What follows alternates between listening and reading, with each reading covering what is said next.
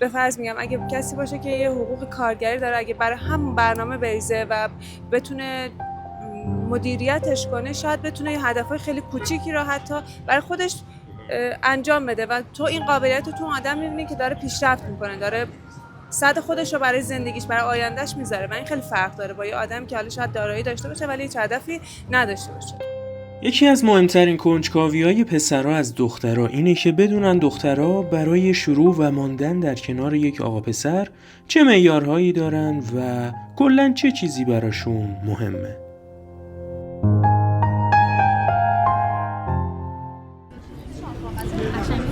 احساس آدمای مهم که باشیم مصاحبه میشه. نه آخه یه جوری نشستیم انگار میخوایم پادکست بگیریم.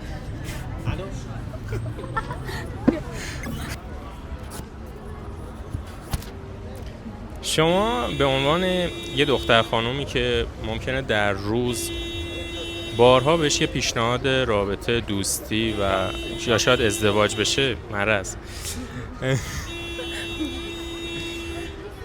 معیارتون برای یه رابطه چیه؟ برای کسی که میخواد با من ارتباط برقرار کنه، معیارم اینه که اول از همه شخصیت خوب داشته باشه، یعنی از آدمایی که از کلمات رکیک استفاده میکنن، فحش میدن، بد دهن باشن، این اصلا خوشم نمیاد. آدم متشخص، حالا ظاهر خیلی اهمیت نداره، بیشتر اون شخصیت و طرز حرف زدن و طرز فکر مهمه. بعد تا حالا شده یه آقا پسری، خب برای خانوما خیلی زیاد اتفاق میفته، حالا توی خیابون، توی دانشگاه، توی اینستاگرام، که کسایی میان پیشنهاد بهتون میدن که خب یه رابطه رو شروع بکنن. برای چی میگید نه؟ چی توش ببینید چی نبینید؟ به نظرم اون طرز پیشنهاد دادن، درخواست دادن خیلی مهمه. بعضیا جوری درخواست میدن که از همون صحبت‌های اولیه مشخص میشه چه شخصیتایی دارن. حالا یه نفر ممکنه خیلی مؤدبانه بیاد، بخواد اول آشناشه، بعد حالا صحبت دوستی و این چیزا پیش بیاد. یه نفر از همون اول صحبت‌های پیش میکشن که خیلی بجا نیست. دلیلش بیشتر اینه. میتونید مثال بزنید که چیا گفتن یا نگفتن؟ معیارم برای رابطه ببینیم که حالا میگیم پیشنهاد و اینا، من خیلی ها رو پیشنهاد در نظر نمیگیرم حتی، چون که شرایط گفتن یه پیشنهادم خیلی فرق میکنه. ولی در کل تو اون گزینه‌ای که حالا پیش رو هست ترجیح میدم آدم که هست، نمیگم شرایط مالی خوبی داشته باشه ولی آینده مالی خوبی داشته باشه قطعا، و اینکه دوست دارم خیلی آدم اجتماعی باشه ولی از این اجتماعی بودنش سوء استفاده نکنه. و کلا برام خیلی مهمه که انرژی خوبی داشته باشه.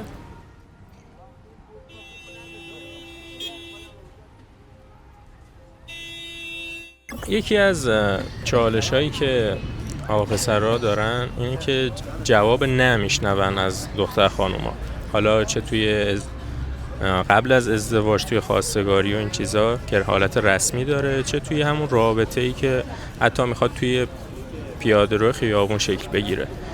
دلیلش چیه؟ به نظر شما حتما کسایی بودن که میخوان با شما ارتباط برقرار کنن و شما گفتید نه. اون نهه به خاطر چی بوده؟ ببین، به نظر من، حالا این نظر شخصی منه، هر کسی چه پسر چه دختر یه سری چارچوبا داره، یه سری چارچوب اولیه که حالا اون فردی که میاد بهش پیشنهاد میده این یا این چارچوبا رو داره یا نداره. خب اگر که داشته باشه که خب اوکی، اون رابطه شکل میگیره و بعد از شناختی که به وجود میاد جواب نه و شما میشنوی از طرف مقابل. ولی حالا اگر همون اول اون حالا آقا پسر اون نداشته باشه آقا معیارای منو، خب من بهش میگم نه، چرا الکی جواب آره بدم بعد از یه تایم به این نتیجه برسم که خب نه. واسه همین. یعنی شما معیارتون رو توی یه نگاه یا توی یک صحبت اولیه میفهمید کلا؟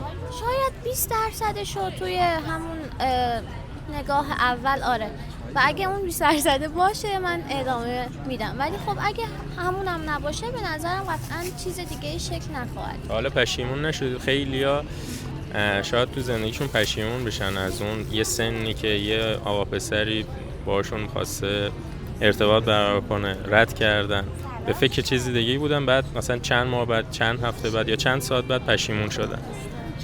با اون چی کار میکنی؟ یه آدم نسبتا بشه بگه اخلاقی شاد باشه و هدفمند باشه. اینا بیشتر ظاهرم قطعا یه سری چیزا مهمه، ولی برام یه ظاهر معقول داشته باشه کافیه. این نیست که بخوام بگم حتما باید چیز یه عجیب سری غریب عجیب متفاوت غریب. از بقیه که خیلیا مد نظرشون هست.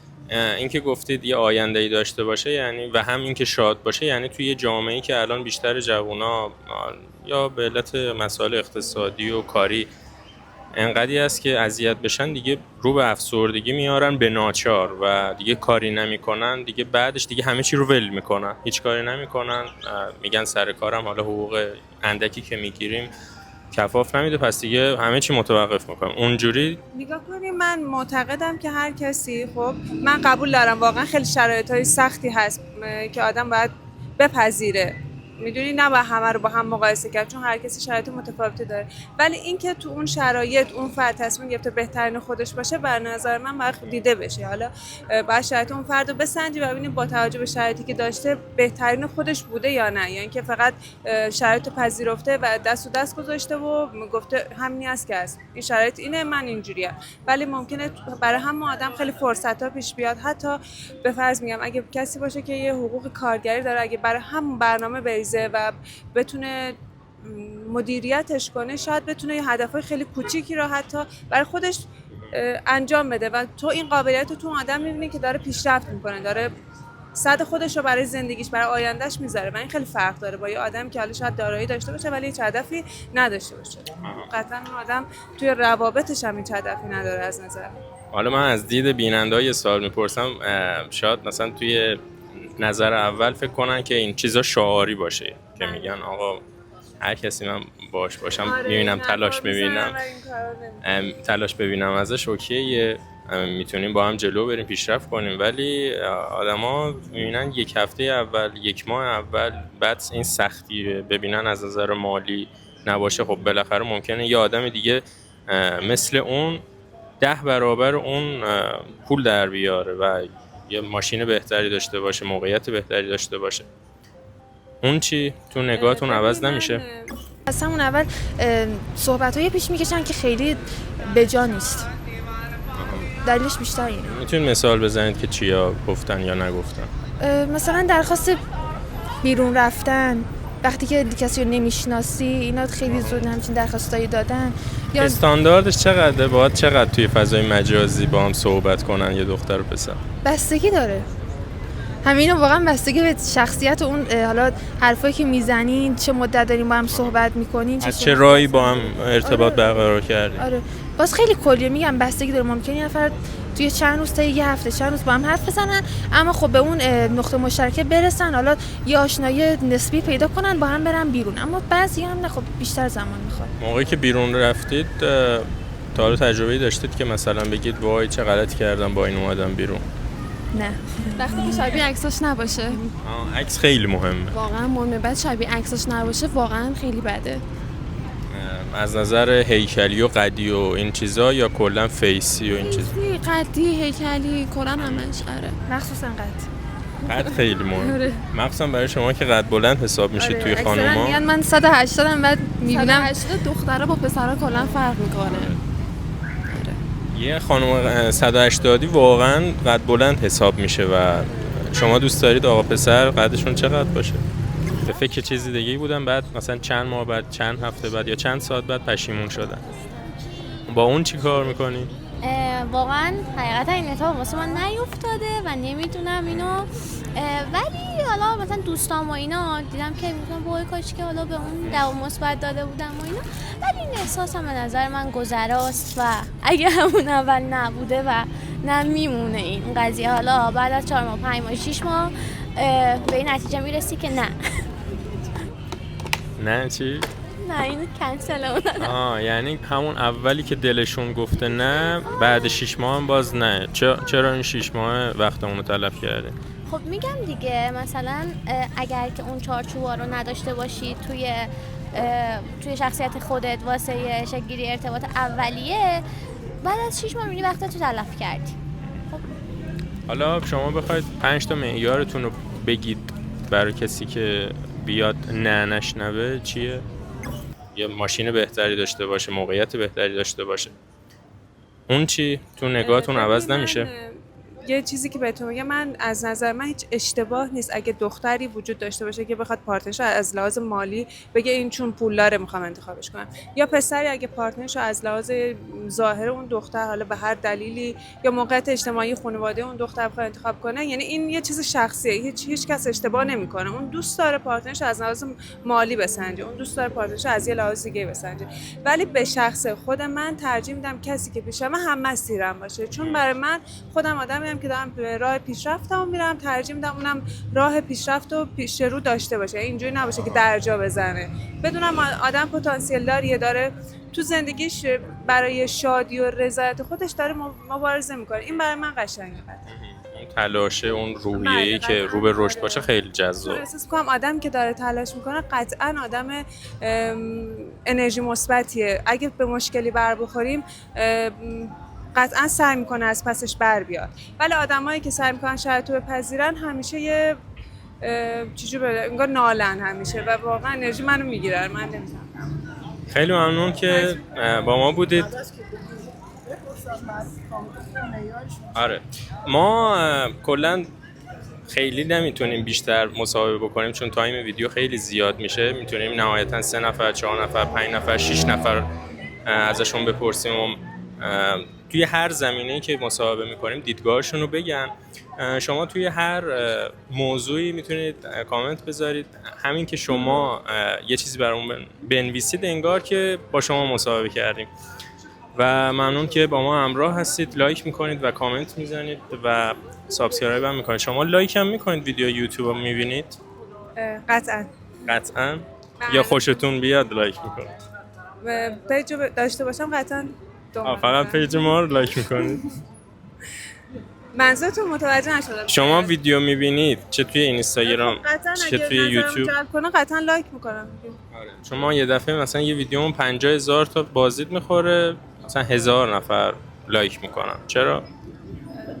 واقعا نمیدونم، ولی من اگه ویدئویی ببینم. دوست دارید آقا پسر قدشون چقدر باشه؟ 181. 180 بالا، هم قد و بلندتر. حالا خیلی هم قدم راضیه. داره. مهم چیزی که توی ذهن و مغزشه. شخصیت مهم، طرز تفکر، اصلا ظاهر خیلی آنچنان اهمیت نداره. اگه بخوایم واقع بین باشیم، واقعا تو چیز اولی که آدمون جذب هم دیگه میشن قیافه است، چون تو شخصیتش رو نمیدونی، بیشتر مثلا جذب قیافش میشی، بعد میای حالا واسه پروسه آشنایی. بعد چند درصد مهمه، چقدر مهمه اون قیافه؟ کلا همه چی. شما در ابتدای از آقا پسر چی رو میبینید توی نظر اول؟ خب اول قیافه، بعد حالا قیافه به نظر من آنچنان نمیخواد خیلی خوشگل باشه، حالا یه زیبایی که بتونی باش ارتباط برقرار کنی، بعدش حالا شخصیت و اخلاق این چیزا مهم‌تره. تا حالا کسی رو رد کردین که پشیمون بشید بعدش؟ نه واقعا. بهش فکر نکردی تا حالا؟ الان بهش فکر کن. نه اگه رد کردم حتما یه دلیل داشته. پشیمون نشدم. آدما یه تصمیمایی گاهی میگیرن که مثلا بعدش توی هر زمینه‌ای پشیمون میشه. ولی میگن خانوما توی این موضوع خیلی بی‌رحمن، یعنی کسی رو رد بکنن دیگه اصلا دیگه بهش فکرم نمی‌کنیم. واقعا راسته. همه اینا خیلی نسبی، یعنی بستگی به شخصیت طرف داره. مثلا من خودم اینجوریم که اینقدر اولا که یعنی من احساسی فکر نمی‌کنم، خیلی منطقی ام. از این نفر خوشم میاد آدم اولش مشخص میشه دیگه، میگی نه، حالا بعدش هم پشیمون نیست. برای کسی که بیاد نه نشنوه چیه؟ چیزی بگید حالا مثلا حالت عمومی بده، حالا خیلی خاص هم نباشه. من حالا 5 تا رو نمیتونم بگم ولی 2-3 تا میگم. این که اول به نظرم تو نگاه اول قیافه خیلی مهمه. قیافه و این حتی اون فن بیانش، برخوردش، که اصلا چجوری بیاد اینو بگه بهت. خب بعضیا اصلا از یه راهی وارد میشن که تو این جلسه وای نه برو. حالت چندش به آدم دست میده. این چیه دیگه؟ اذیت میشه، میدونی؟ همین که آدم مثلا علافی نباشه. من خیلی بدم میاد از این، مثلا از اونایی که توی خیابون میخوان یه چیزی رو شروع کنن، این اصلا قشنگ نیست. حداقل آدمی باشه که یه چه میدونم کاری داشته باشه، سرگرم زندگیش باشه، یعنی علاف و بیکار نباشه. خیلی هم عالی. ممنون از شما. توی ایونتی بودیم که هانی خانم و خواهرتون، درسته؟ خواهرتون اینجا هستن توی کافه بوکلند و کوکی هایی که خودشون درست میکنن و میارن و به معرض میذارن و میفروشن. ما هم بودیم، الان یه خورده شلوغ پلوغ شد. خب از کوکیاتون میخواید بگید؟ آره چرا که نه، من عاشق تعریف کردن زایت ماما. بچه‌ها این جار کیک اسپانسر این برنامه‌مون هانا خانم هستن. بله این جار کیک مزه بهش میده، موز و گردو داره. آره اینو شرب کاغذی نمی‌برده بودم. موز و کوکی و گاناش داره. امضای کار گاناش چیه؟ گاناش میشه شکلات و خامه که آب میشه، یعنی بنماری میشه و به این صورت در میاد. امضای کار من اینه که یه دونه بیشتر ازش نمونده. نیویورکی، ببین بی‌نظیره. نیویورک اسمش گذاشتی؟ نیویورکیه، ولی اینو میخورین احساس میکنین تو خیابون نیویورک داری قدم میزنی. اینو انرژی باره، قند مصنوعی نداره. اون که هویج گردوه با سس کارامل، شکلاتی خیس که خیلی بی‌نظیره، لاوا و رد ولوت وسطش فیلینگ داره. اینو مثلا درست کردید اینجور آب میپاشید خیس میشه. یه اسمی بذارید خارجی بشه مثل نیویورکی.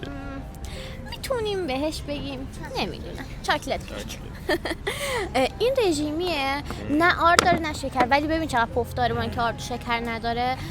اونم که اینا هم جدید آورد مال خودتونه؟ آره اینا هم طبیعی ان، از مغازه دامادمونه که عرقیاتی دارن.